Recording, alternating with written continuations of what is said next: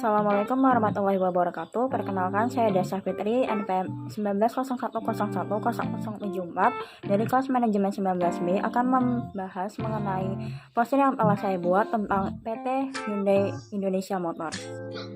Yang pertama mengenai perusahaan. Hyundai Motor Group atau dalam bahasa Korea Hyundai Charoengsa Jusik Wesa adalah perusahaan global yang telah menciptakan rantai nilai berdasarkan mobil, baja, dan konstruksi serta mencakup logistik, keuangan, IT, dan jasa. Dengan sekitar 250.000 karyawan di seluruh dunia, merek mobil grup termasuk Hyundai Motor Co. dan Kia Motors Corporation dibekali dengan pemikiran kreatif, komunikasi kooperatif, dan kemauan untuk menghadapi semua tantangan. Mereka bekerja untuk menciptakan masa depan yang lebih baik bagi seluruh dunia. Hyundai hadir pertama kali di Indonesia pada tahun 1995 melalui agen tunggal pemegang merek atau ATPM PT Citra Mobil Nasional. Saat itu, Hyundai meluncurkan satu model Elantra dari pabrik perakitan di Bekasi Barat yang berkapasitas 10.000 unit setahun. Didirikan pada tahun 2020, Hyundai Motors Indonesia adalah anak perusahaan penjualan dan distributor resmi Hyundai Motor Company untuk mobil penumpang Hyundai di Indonesia. Yang kedua, visi dari PT Hyundai Motor Indonesia adalah yang pertama, mitra seumur hidup di bidang mobil dan lainnya. Kedua, memimpin era baru baja. Ketiga, membangun hari esok. Keempat, pakar suku cadang otomotif yang terbuka.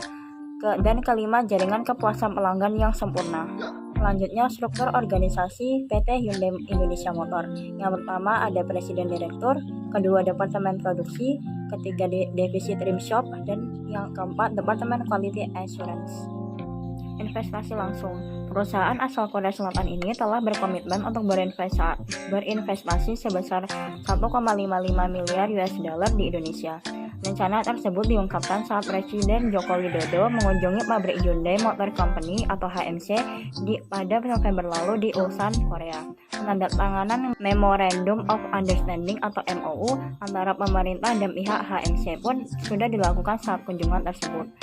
Untuk realisasi investasinya akan dilakukan dalam 2 tahap. Pada tahap pertama, yakni hingga 2021, Hyundai akan berfokus pada investasi pabrik pembuatan mobil Hyundai. Cikarang terpilih menjadi lokasi pabrik tersebut dan setidaknya 50% dari total produksi akan diekspor. Kemudian pada fase kedua mulai 2020 hingga 2030 akan fokus pada pengembangan pabrik pembuatan mobil listrik, pabrik transmisi, pusat penelitian dan pengembangan atau litbang, serta pusat pelatihan. Untuk tahap ini total produksi akan diekspor sebanyak 70%. Yang selanjutnya adalah budaya organisasi PT Hyundai Indonesia Motor. Yang pertama, pengadaan program Automobile Technology Training and Internship untuk melatih skill teori dan praktik bagi calon karyawan dan karyawan tetap. Yang kedua, pembagian wewenang yang jelas. Yang ketiga, kedisiplinan. Dan keempat, inovasi. Selanjutnya, strategi bisnis PT Hyundai Indonesia Motor di Indonesia. Yang pertama, Hyundai menerapkan strategi bisnis diferensiasi inovatif guna mendapatkan keunggulan kompetitif dibanding produsen lain. Yang kedua, Hyundai mendorong kemitraan antara pemasok Korea dan perusahaan-perusahaan mitra Indonesia. Ketiga, kendaraan yang ditawarkan berdasarkan skema Build to Order atau BTO. Tujuannya agar pelanggan memiliki spesifikasi produk saat memesannya serta dapat menekan biaya persediaan. Selanjutnya ada kelebihan dan kekurangan dari PT Hyundai Indonesia Motor. Yang pertama, kelebihan yaitu 1. Melakukan inovasi untuk tiap produknya untuk menyesuaikan kebutuhan konsumen.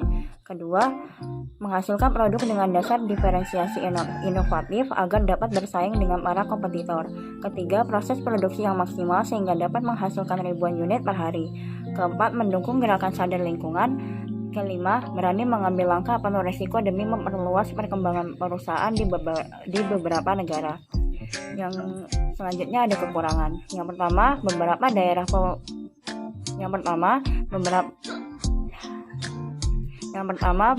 daerah pemasaran kurang memberikan respon yang baik diakibatkan oleh banyaknya model pesaing dari Eropa.